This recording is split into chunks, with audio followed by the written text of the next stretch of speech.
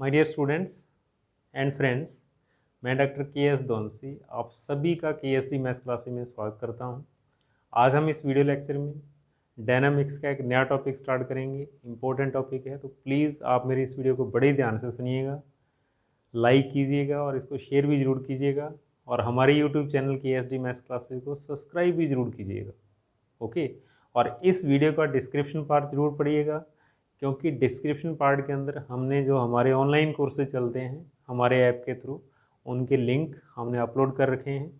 तो वहाँ से आप ऑनलाइन कोर्सेज परचेज भी कर सकते हो, उनका भी बेनिफिट उठा सकते हो। ओके, तो आइए हम आज का टॉपिक स्टार्ट करें। तो आज का हमारा टॉपिक है rectilinear motion in resisting medium. Okay, rectilinear सरल रेखीय गति कहाँ पे? एक प्रतिरोधी माध्यम के अंदर, रेजिस्टिंग मीडियम के अंदर। तो रेजिस्टिंग मीडियम का मीनिंग क्या होगा? देखो यहाँ पर क्या आ रहा है, मोशन एंड रेजिस्टिंग मीडियम। तो जैसे फॉर एग्जांपल बहुत ही सिंपल सा उदाहरण दे रहा हूँ मैं, कि जैसे हम मोशन कर रहे हों, ठीक है, किसी हम रोड के ऊपर जा रहे हों, तो क्या होगा? नंबर 1, अंधेरी आ जाए, तूफान आ जाए सामने से, तो क्या होगा? उसका हमारी मोशन के ऊपर क्या होगा? इफेक्ट पड़ेगा।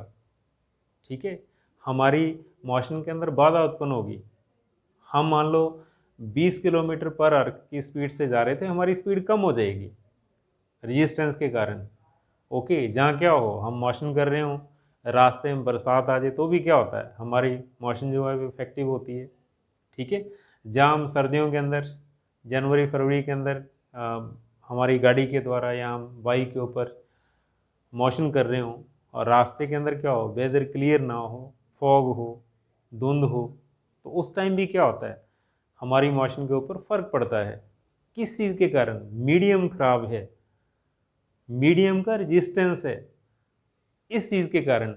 या फिर क्या हो, हम एक स्मूथ रोड के ऊपर जा रहे हो, आगे से क्या हो, कुछ पार्ट उसका टूटा हुआ हो, तो भी क्या होता है, इस पार्ट के अंदर हमारी जो मोशन है वो इफेक्ट पड़ता है मोशन के ऊपर, टूटी रोड का भी। तो यहाँ पर अगर वेलोसिटी ज़्यादा है तो यहाँ पर हमेशा वेलोसिटी क्या होगी, कम होगी। तो कहने का मतलब जो रेजिस्टेंस होता है वो हमेशा किस चीज़ के ऊपर डिपेंड करता है? वेलोसिटी के ऊपर। रेजिस्टेंस जो होगा वो कैसा होगा? फंक्शन ऑफ वेलोसिटी होगा, वेलोसिटी का फलन होगा। ओके, होगा जब मोशन, कोई भी पार्टिकल मोशन करेगा तो रास्ते में क्या होगा, उसके पथ में क्या होगा, रेजिस्टेंस होगा। ठीक है, तो उसके अंडर जो वेलोसिटीज़ होगी या उसके अंडर जो फोर्सेज दे रखा होगा, ठीक है, तो उसके बारे में हम डिस्कशन करेंगे। ओके, तो इस टाइप का जो मोशन होगा वो क्या कहलाएगा? प्रतिरोधी माध्यम में सरल रेखीय गति। ओके, तो ये कितने टाइप का होगा? 2 टाइप की होगी। नंबर 1, हाँ भी इसमें केस फर्स्ट हम डिस्कस करेंगे हॉरिजेंटल मोशन, क्षैतिज गति। तो ये मोशन किस टाइप का होगा, ये गति किस टाइप की होगी? जब पार्टिकल एक स्ट्रेट लाइन के ऊपर चलता है। फॉर एग्जांपल, ए से पार्टिकल चला, टी टाइम के बाद वो कहाँ पे है? पॉइंट पी के ऊपर। ए से चला, टी टाइम के बाद पॉइंट पी के ऊपर, अर्थात उसकी वेलोसिटी है क्योंकि चल रहा है। तो 100% इस पार्टिकल के ऊपर कोई फोर्स होगा हमारे पास, एफ। ओके, तो अब टी टाइम के अंदर उसके द्वारा चली गई डिस्टेंस क्या है? एक्स। चली गई दूरी क्या हो? एक्स हो। तो देखो पार्टिकल किधर जा रहा है? आगे जा रहा है, तो 100% क्या होगा, इसका रेजिस्टेंस होगा किस साइड की ओर? अगेंस्ट वेलोसिटी, वेग के विपरीत दिशा के अंदर। ठीक है, अगर पार्टिकल आगे जा रहा है तो रेजिस्टेंस किधर होगा? पीछे होगा। ठीक है, तो इस टाइप की मोशन क्या कहलाती है? हॉरिजेंटल मोशन, क्षैतिज गति। बट रास्ते में क्या है? रेजिस्टेंस है, प्रतिरोध है। ठीक है, और यहाँ पर जो रेजिस्टेंस होगा वो किस टाइप का होगा? Proportional to function of velocity. ठीक है, रेजिस्टेंस उसने कैसा दे रखा होगा क्वेश्चन के अंदर? वेग के फलन के समानुपाती दिया होगा, proportional to function of v। Okay, और इस केस के अंदर जो मोशन ऑफ पार्टिकल बनेगी वो कैसे लिखी जाएगी? बहुत ही सिंपल सा इक्वेशन होगा, मास इनटू एक्सेलरेशन, ये लेफ्ट हैंड साइड होगा, और राइट हैंड साइड के अंदर हम लोग क्या लिखेंगे, F माइनस आर। ठीक है, बहुत ही सिंपल, बिकॉज पार्टिकल इधर जा रहा है, जो फोर्स इस साइड की ओर होंगे वो पॉजिटिव, और जो इसके अगेंस्ट होंगे वो कैसे लिखे जाएंगे, नेगेटिव लिखे जाएंगे। ठीक है, पार्टिकल देखो आप किधर जा रहा है, राइट हैंड साइड की ओर जा रहा है, तो इस साइड की ओर फोर्स क्या है, F, इसको पॉजिटिव लिखा जाएगा, और जो इसके अगेंस्ट होगा, क्योंकि रेजिस्टेंस भी क्या होता है, फोर्स होता है, और उसके सामने हम लोग क्या लिखेंगे, नेगेटिव का साइन लगाएंगे। ठीक है, तो ये इक्वेशन आप याद रखिएगा। ठीक है, ये फर्स्ट केस के अंदर हम इसका डिस्कशन करेंगे। और यहाँ पर जो F होगा, देखो F किस टाइप का होगा, यहाँ पर F को हम लिख सकते हैं d2x अपॉन dt स्क्वायर। ठीक है, और F को हम ऐसा भी लिख सकते हैं, that is dv upon dt। और तीसरा हम F को ऐसे भी लिख सकते हैं, F equal to v dv upon dx। ठीक है, इस एक्सेलरेशन के स्थान पर ये तीन फॉर्मूले हम यूज कर सकते हैं। ठीक है, बहुत ही सिंपल होगा। क्वेश्चन के अंदर उसने किस टाइप का दे रखा होगा वेलोसिटी का रिलेशन, जैसा उसने वेलोसिटी का रिलेशन दे रखा होगा, अगर एक्सेलरेशन x और टाइम में दिया होगा तो हम लोग क्या करेंगे, ये फॉर्मूला यूज करेंगे। अगर उसने एक्सेलरेशन के बारे में वेलोसिटी और टाइम दे रखा होगा तो हम f का ये फॉर्मूला यूज करेंगे। अगर उसने क्वेश्चन के अंदर वेलोसिटी और x का रिलेशन दे रखा है तो हम लोग क्या करेंगे, एक्सेलरेशन का फॉर्मूला ये यूज़ करेंगे। तो ये याद रखिएगा आप, ये इक्वेशन ऑफ मोशन रहेगी और F के स्थान पर हम इनका यूज़ कर सकते हैं। ओके, हॉरिजेंटल मोशन, तो हॉरिजेंटल मोशन के बहुत सारे एग्जांपल्स हैं, जैसे रोड के ऊपर बाइक का चलना, रोड के ऊपर हमारा चलना, रोड के ऊपर साइकिल का चलना। ठीक है, बहुत से एग्जाम्पल हैं जो किस चीज़ के, हॉरिजेंटल मोशन।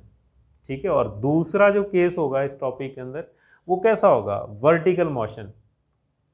ठीक है, वर्टिकल मोशन, ऊर्ध्वाधर गति। तो ये कितने टाइप की हो सकती है, ये दो टाइप की होगी। कौन सी, मोशन डाउनवर्ड, और दूसरी कैसी होगी, मोशन अपवर्ड। फॉर एग्जांपल, जैसे मैं इस पार्टिकल को ड्रॉप करता हूँ, ठीक है, और इसको छोड़ूंगा तो क्या होगा, इसकी मोशन किस टाइप की होगी, डाउनवर्ड, वर्टिकल डाउनवर्ड। और अगर मैं इसी को ऊपर फेंकूँ तो क्या होगा, इसकी मोशन कैसी होगी, वर्टिकल अपवर्ड।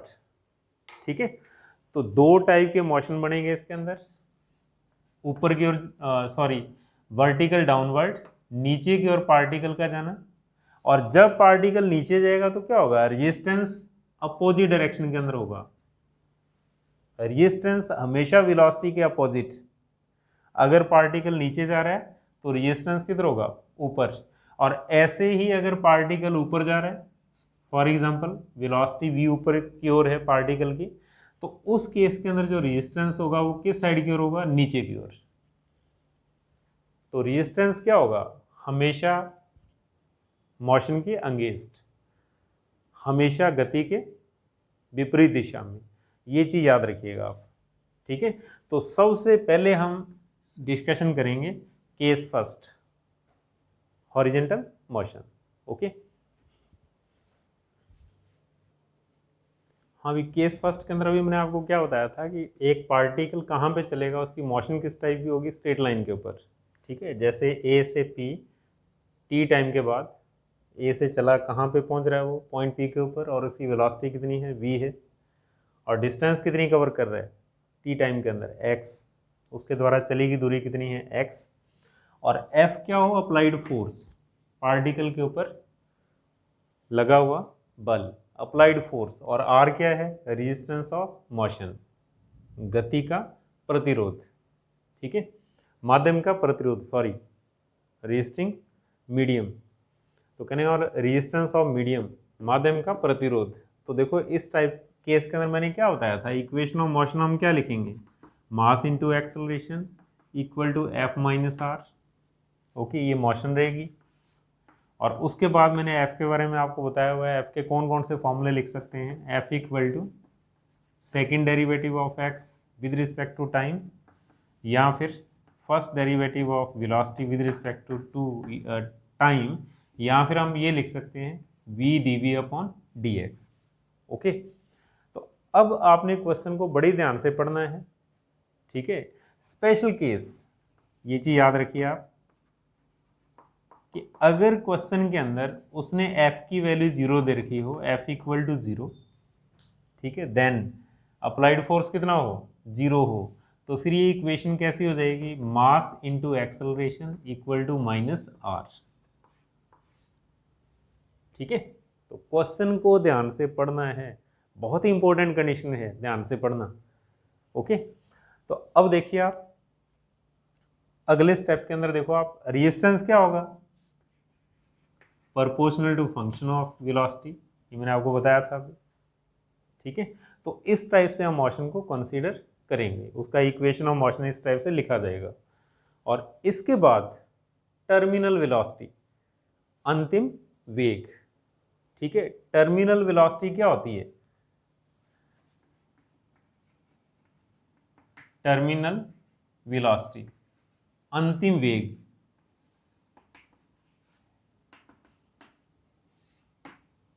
ठीक है, जैसे फॉर एग्जांपल हम बाइक स्टार्ट करते हैं और उसकी स्टार्टिंग में वेलोसिटी क्या होती है, 0। ठीक है, शुरू में उसका वेग क्या है, 0 है। हमने मोटरसाइकिल स्टार्ट किया, स्टार्टिंग में उसकी वेलोसिटी 0 है, और काफ़ी टी टाइम के बाद उसकी वेलोसिटी कितनी होगी, 60 किलोमीटर पर आवर। ठीक है, और उसके बाद फिर वो क्या हुआ कि P से Q तक इसी वेलोसिटी से चला। ठीक है, यानी कहने का मतलब क्या है, उस ड्राइवर की या उस बंदे की इतनी कैपेसिटी है कि वो 60 किलोमीटर से ज़्यादा बाइक को दौड़ा नहीं सकता। ठीक है, तो कहने का मतलब क्या होगा, P से Q उसकी वेलोसिटी क्या रहेगी, 60 किलोमीटर पर आवर। तो कहने का मतलब क्या होगा, वेलोसिटी यहाँ पर क्या होगी, कांस्टेंट। और जब वेलोसिटी कांस्टेंट होगी तो इसको हम किस चीज़ से डिनोट करते हैं, कैपिटल V से। फॉर एग्जांपल कह रहा हूँ मैं यहाँ पर, ठीक है, वेलोसिटी कांस्टेंट, तो यही वेलोसिटी क्या कहलाती है, टर्मिनल वेलोसिटी, अंतिम वेग कहलाता है। इससे ज़्यादा उसकी वेलोसिटी नहीं होगी। ठीक है, और इस कंडीशन के ऊपर ध्यान दीजिएगा, क्या होगा, F इक्वल टू 0 होगा, F इक्वल टू 0 होगा, एक्सेलरेशन 0 के बराबर होगा। क्यों, वेलोसिटी कितनी होगी, कांस्टेंट। तो अब देखो, जब F इक्वल टू 0 है तो हमारे पास किस टाइप का रिलेशन बनेगा, यहाँ से देखिए आप, तो ये हमारे पास बनेगा that is F minus R equal to 0। तो यहाँ से हम लोग क्या लिखेंगे, F इक्वल टू आर। ठीक है, और इस R के अंदर जो फंक्शन ऑफ V मैंने लिखा था, इस V को हम क्या लिखेंगे, कैपिटल V लिखेंगे। तो यहाँ पर जो R होगा हमारा, वो कैसा होगा, R equal to function of capital V। क्यों, टर्मिनल वेलोसिटी को हमेशा कैसे लिखते हैं, कैपिटल V से डिनोट करते हैं, और ये कैसा होता है, पॉजिटिव। टर्मिनल वेलोसिटी हमेशा क्या होती है, पॉजिटिव होती है, इसी नोट करना, capital V is always positive. इसको नेगेटिव कंसीडर नहीं करना, ये हमेशा क्या होगा, पॉजिटिव होगा। ओके, हाँ, तो इस टर्मिनल वेलोसिटी को हम किस टाइप से डिफाइन करेंगे, ओके, टर्मिनल वेलोसिटी और लिमिटिंग वेलोसिटी। ठीक है, दो नामों से इसको पुकारा जा सकता है। ठीक है, और हिंदी में हम लोग क्या कहते हैं, अंतिम वेग। तो देखो, सबसे पहले टर्मिनल वेलोसिटी की डेफिनेशन क्या है, the maximum velocity attain by particle और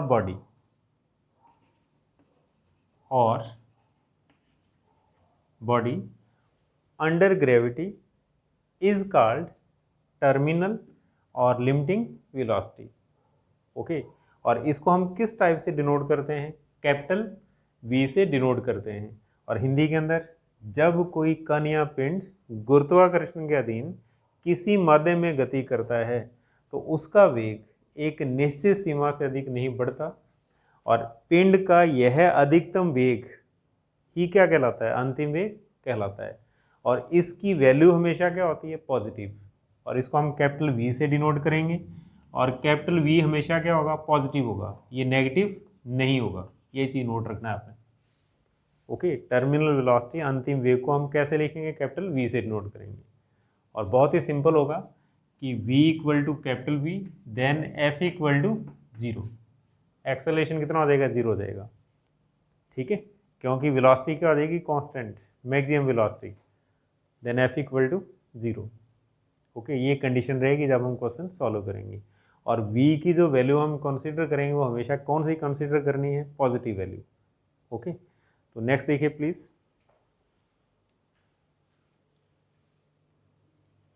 हाँ, तो एग्जाम्पल फर्स्ट देखिए आप, क्या लिख रहा है इस एग्जाम्पल फर्स्ट के अंदर, ए particle is moving in a straight line under A resisting force produces retardation kv cube, where v is the velocity after time t and distance x. If u is its initial velocity, then prove that number 1 v equal to u upon 1 plus kux, and number second time t equal to x upon u plus half k x square। देखो क्या कह रहा है इस question के अंदर, वो कह रहा है एक कण एक प्रतिरोधी बल के अधीन एक सरल रेखा में चलता है जिसका मंदन कितना है, जिसका रिटार्डेशन कितना है, के वी क्यूब। रेजिस्टेंस के कारण, प्रतिरोध के कारण मंदन कितना है, के इंटू वी क्यूब। यदि टी समय के पश्चात कण का वेग कितना हो, वी हो, और दूरी कितनी हो, एक्स हो, तथा यू क्या हो, प्रारंभिक वेग। ठीक है, स्टार्टिंग में उसकी वेलोसिटी कितनी हो, u हो, तो सिद्ध कीजिए पार्ट फर्स्ट ये होना चाहिए और पार्ट सेकंड ये होना चाहिए। ये हमारा टारगेट है, बहुत ही सिंपल सा क्वेश्चन है। ओके, हाँ, तो सोल्यूशन ऑफ एग्जांपल फर्स्ट, इसका सोल्यूशन हम कैसे लिखेंगे। ठीक है, तो सबसे पहले देखो लैंग्वेज के अंदर उसने क्या दे रखा है, रिटार्डेशन दे रखा है, मंदन दे रखा है क्वेश्चन के अंदर, और वेलोसिटी भी किन टर्म्स के अंदर है, u और x के अंदर, टाइम भी कैसा है, u और x के अंदर। यहाँ पर m नहीं दिख रहा है अपने को, देखो आप स्मॉल m, तो इसका मीनिंग क्या होगा, इसका मीनिंग होगा m equal to 1 for m equal to unit, mass कितना होगा, इकाई। तो ये नोट कर लेना आप, अगर आंसर के अंदर m नहीं आ रहा तो इसका मतलब क्या होगा, अपने को मास किस टाइप का कंसीडर करना है, यूनिट, एक। तो ये नोट करिएगा आप। ठीक है, तो अब आप देखो इस पार्टिकल की मोशन कैसी है, वो कह रहा है स्टार्टिंग में उसकी वेलोसिटी u है, तो स्टार्टिंग का मतलब क्या होगा, जब टाइम क्या है 0, तो हम सपोज कर लेते हैं a से एक पार्टिकल चला और जब टाइम 0 है अर्थात इनिशियली शुरू में, तब इसकी वेलोसिटी कितनी दे रखी है क्वेश्चन के अंदर, u दे रखी है। और उसके बाद उसने बहुत ही क्लियर लिखा हुआ है t टाइम के बाद दूरी कितनी हो, x, यानी कि डिस्टेंस भी दे रखी है क्वेश्चन के अंदर। ठीक है, और यहाँ पर उसकी वेलोसिटी कितनी हो, v हो। ओके, और इस क्वेश्चन के अंदर उसने फोर्स की वैल्यू नहीं दे रखी, लेकिन वो कह रहा है फोर्स ऐसा है जो रिटार्डेशन देता है, कण की गति को कम कर रहा है। एक्सेलरेशन का मतलब क्या होता है, गति को बढ़ाना, और अगर रिटार्डेशन दे रखा है तो इसका मतलब क्या होता है, गति को कम करना। फोर्स की वैल्यू नहीं दे रखी, तो हमारे पास क्या है, हमारे पास सिर्फ रेजिस्टेंस है यहाँ पर R, कितना, R equal to K into V cube. Okay, कब, for m equal to 1, because answer के अंदर m नहीं दिख रहा, देखिए आप, तो m को हम 1 कंसीडर करेंगे। तो अब आप लिखिए इक्वेशन ऑफ मोशन, कण की गति का समीकरण। तो कैसे लिखा जाएगा इक्वेशन ऑफ मोशन, सबसे पहले हम ऐसा लिखेंगे, mass into acceleration equal to f into minus r। तो मैंने क्या कहा था, अगर फोर्स की वैल्यू ना दे रखी हो तो इक्वेशन कैसा बनेगा, इक्वेशन हमारा बनेगा, देखो आप, अब अपने को क्या चीज़ ध्यान रखना है, m की वैल्यू 1 पुट करनी है और फोर्स की वैल्यू दे नहीं रखी यहाँ पर, तो m 1 पुट कर दो, f 0 पुट कर दो, तो क्या हो जाएगा, that is small f equal to minus r। ठीक है, ये इक्वेशन ऑफ मोशन बनेगा। और अब इसके अंदर r की वैल्यू पुट कर दो आप, that is f equal to minus k into V cube. और अब फर्स्ट आंसर देखो आप, अपने को v और x में कैलकुलेशन करनी है, v और x, तो v और x अगर आपने आंसर कैलकुलेट करना है तो f का कौन सा फॉर्मूला लगाओगे, v dv upon dx। f के मैंने 3 फॉर्मूले नोट करवाए हैं और आंसर को देख करके फॉर्मूला यूज करेंगे हम। हमारा आंसर कैसा आना चाहिए, वेलोसिटी और एक्सेलरेशन के अंदर, वेलोसिटी और डिस्टेंस के अंदर। तो फिर हम एक्सेलरेशन को कैसा यूज करेंगे यहाँ पर, v और x का formula, v dv upon dx। तो ये फॉर्मूला लगाइए आप। तो ऐसा करने के बाद हमारे पास बनेगा v dv upon dx equal to minus k into V cube. Okay, और अब देखिए v से v की पावर कैंसिल, कितना हो गया, v स्क्वायर हो गया। और अब हमारे पास एक सिंपल सी डिफरेंशियल इक्वेशन बन रही है, dv upon dx equal to minus k into V square. Okay, और अब हम क्या करेंगे, इस डिफरेंशियल इक्वेशन को सॉल्व करना होगा। कैसे, बाय सेपरेशन ऑफ वेरिएबल्स, चरों को अलग अलग करना। ठीक है, सेपरेशन ऑफ वेरिएबल्स, तो आप लोग क्या लिख सकते हो, आप लिख सकते हो minus dv upon V square. आप माइनस को इसके साथ कंसीडर कर लो, आप minus dv upon V square equal to क्या आएगा, इक्वल टू हमारे पास आएगा k into D X. Separation of variable, चरों को अलग अलग करना, dv के साथ v की टर्म और विद नेगेटिव साइन। ऐसा मैंने क्यों लिखा, क्योंकि 1 अपॉन वी स्क्वायर का जब हम इंटीग्रेशन करेंगे तो कितना आएगा, माइनस आएगा, माइनस और माइनस क्या हो जाएगा, प्लस, इसलिए मैंने माइनस को इसके साथ लिखा। तो अब आप लिखिए ऑन इंटीग्रेशन, ऑन इंटीग्रेशन समाकल करने पर तो क्या होगा, इसका इंटीग्रेशन एक बार आप साइन लगा दो, that is dv upon V square equal to integration किसका, k कांस्टेंट है छोड़ दो, सिर्फ dx का होगा plus constant of integration. Okay, और अब 1 अपॉन वी स्क्वायर का इंटीग्रेशन माइनस 1/v, तो that is minus 1 upon V. ठीक है, लेफ्ट हैंड साइड ये बनेगी हमारे पास, और राइट हैंड साइड dx का इंटीग्रेशन x प्लस c1, ऐसा लिख सकते हैं। और अब देखो अगला स्टेप क्या होगा, नेक्स्ट स्टेप हमारे पास बनेगा माइनस और माइनस प्लस 1 अपॉन वी हो गया, और इक्वल टू क्या आ रहा है, kx plus c1, equation number first.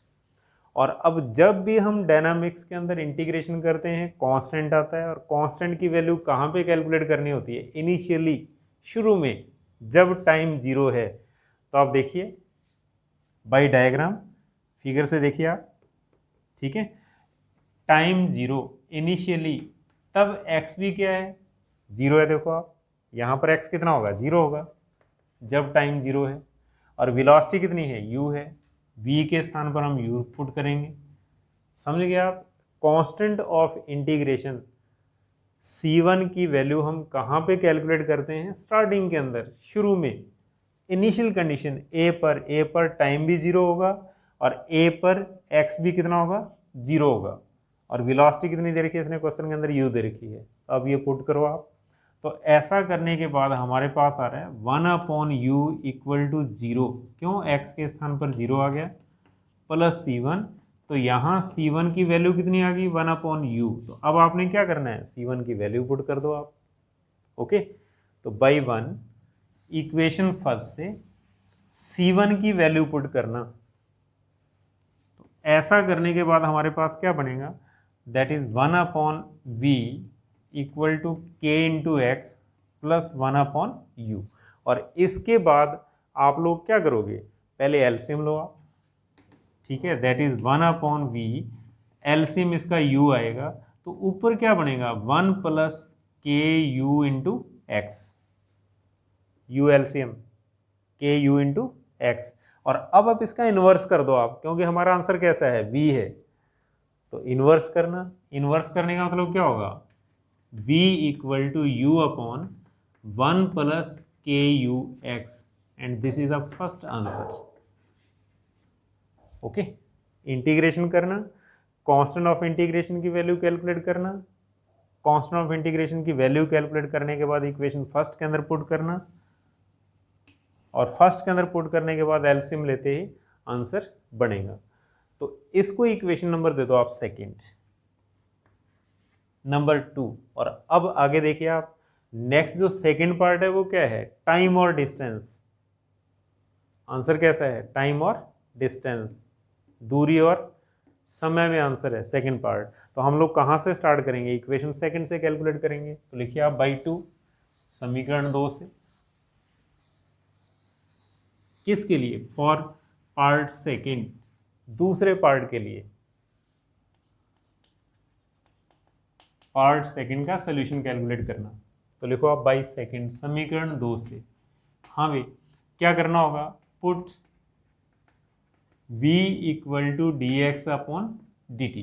क्यों, आंसर अपने को x और t में चाहिए, तो हम लोग क्या करेंगे, v को x और t में चेंज कर देंगे, D X upon D T put कर देंगे समीकरण 2 के अंदर। तो ऐसा करने के बाद इक्वेशन सेकंड बनेगी, that is D X upon D T equal to u upon 1 plus K U x.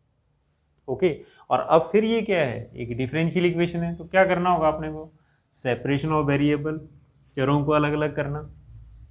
तो आप सबसे पहले क्या करोगे, dx के साथ x की term, that is 1 plus K U X into D X equal to U into D T.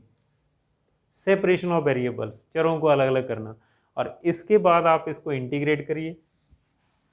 तो जब हम इसको इंटीग्रेट करेंगे, हम इसका समाकलन करेंगे, तो क्या होगा, 1 का कितना आएगा x, इसका कितना आएगा K U X square upon 2 equal to U into T plus constant of integration c2।